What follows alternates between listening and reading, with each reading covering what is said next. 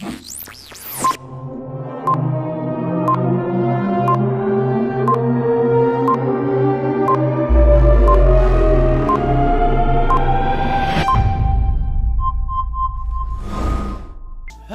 and welcome back to a new broadcast.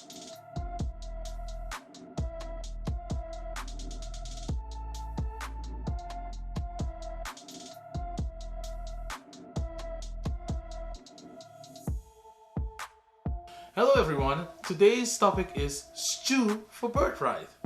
Huh, what's that?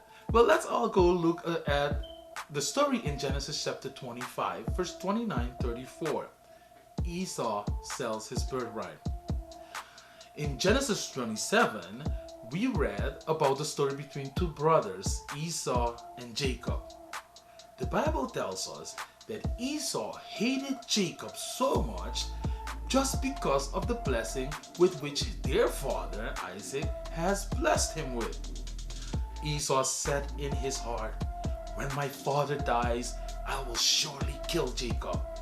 Yes, he was serious about it. He was gonna kill his brother. There was no guessing about it. But for us to understand why the hate toward his brother, we have to go back a few chapters. Let's go to chapter 25, verse 29-34. It all started with a stew that Jacob cooked. The Bible tells us that Esau had finished working the field and was tired and hungry. So he asked Jacob for some of the stew he cooked. But Jacob said to him, "Sell me your birthright as of this day." Yeah, it was a smart one. Remember, Esau was the firstborn and Isaac the second. Now after Jacob asked Esau to sell him his birthright, Esau replied, "Look, brother, I am about to die. So what is this birthright to me?" Then Jacob said, "But then swear to me as of this day." So Esau swore to him and sold his birthright.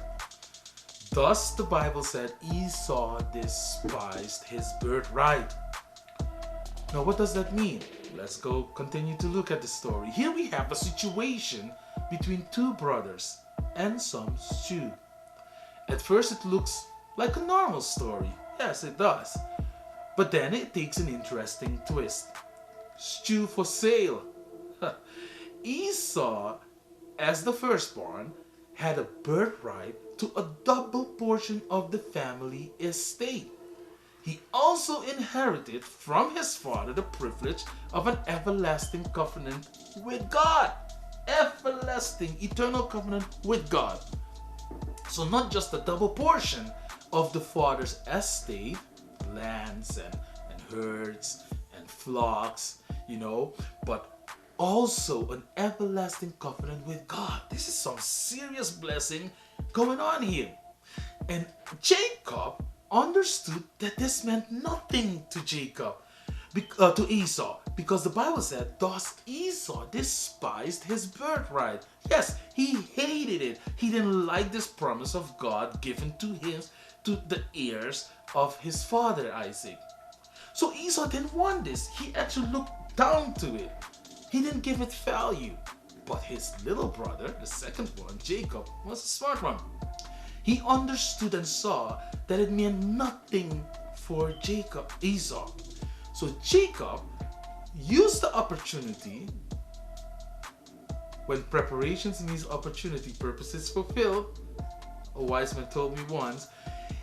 Esau, when he asked his brother Jacob for some stew, Jacob used the opportunity and said, "Sell me your birthright in exchange for the stew for sale." And Esau, since the birthright didn't mean anything to him, he just told his brother, "Look, I'm about to die. This means nothing to me. You can have it." Jacob said, "Swear to me." And he swore. Now, when Jacob noticed that, he used the opportunity to grab it and he ran with it. He now had the first birthright. And it takes us back to the words that God had spoken to their mother Rebecca. Remember, she was barren, but when her husband prayed and begged the Lord, God blessed her. God told her that you have two nations within you, And then he continues saying, and the older shall serve the younger. Remember, God is not a man that he'll lie. So if God says the older shall serve the younger, something had to happen to take place. And this is exactly where these words came to existence. Esau sold his birthright to Jacob the second, and he is the younger.